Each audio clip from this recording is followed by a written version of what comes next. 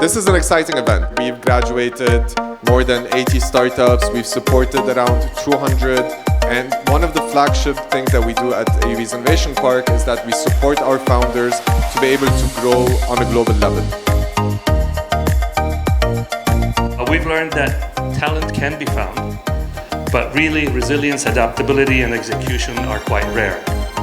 And this is why at iPark, we really focus on the people first, on execution second, and on ideas third. Part of this vision is to connect Lebanon and the US ecosystems, and so this is what we're here for.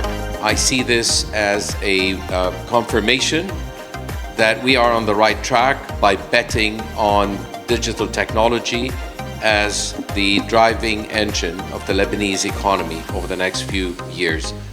My responsibility as a public servant is to give people an opportunity to stay in Lebanon and to allow this country to flourish and prosper. So tonight's topic is around Lebanese builders and unfair advantage. So what we're going to explore is the mindset, the resiliency, the hardships, and the execution culture that is built into Lebanese entrepreneurs. There's no other country that has what we have. So we have every reason to be ambitious and every reason to believe that we're going to succeed at what we're doing. We can talk about how we deal with life and adversity and all that, but we're fast on our feet.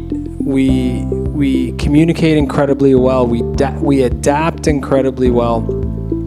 I think what the Lebanese do that makes us so successful abroad is a refusal to define ourselves as victims. And I think that's such a critical part of the Lebanese mentality, because the second you define yourself as a victim is the second you lose. And I just want to encourage everyone here to remember that we are not victims, and we should never let ourselves be defined that way.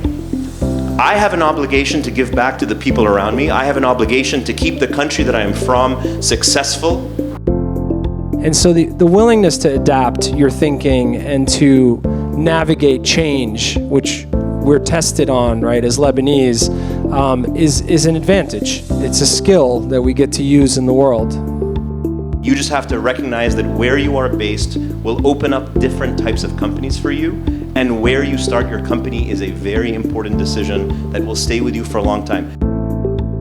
And if you're building a business in Lebanon, I think you've got to think globally.